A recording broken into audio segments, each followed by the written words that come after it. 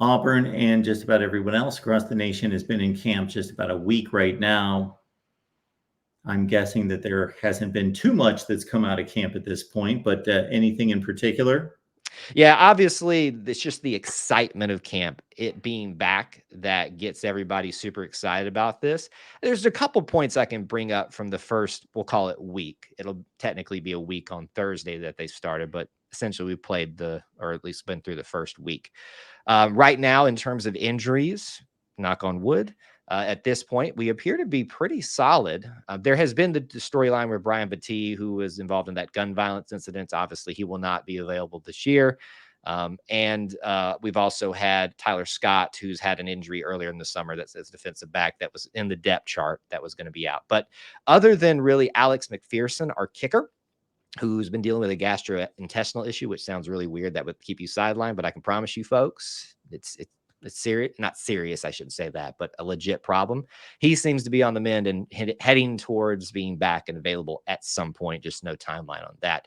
One offensive tackle that was just a little bit banged up and had to be limited in practice for the first 2 days, but obviously when you start going around hitting each other in pads, you're going to get bumps and bruises. But I feel like for some reason, this is the first practice in quite some time, fall practice, that started where we haven't had a major injury to note at the very beginning of it that hasn't already been addressed. So I think we're pretty healthy.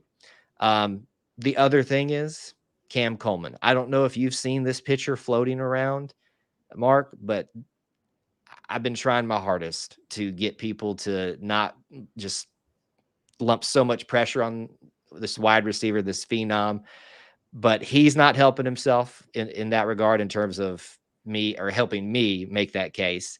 His teammates are starting to hype him up.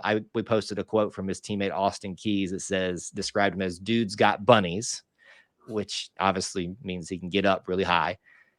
And then now the media team at Auburn is just starting to just build the hype train. And they posted a picture of just him going up and getting like a one-handed high in the air grab. And the dude seems legit. It's hard to deny it at this point that he's going to start. It's hard to deny it that we're probably looking, if he stays healthy, if everything tracks, at the next great Auburn wide receiver.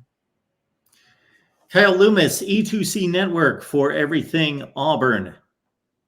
We, of course, care about the football, but Auburn community, culture, athletics across the board.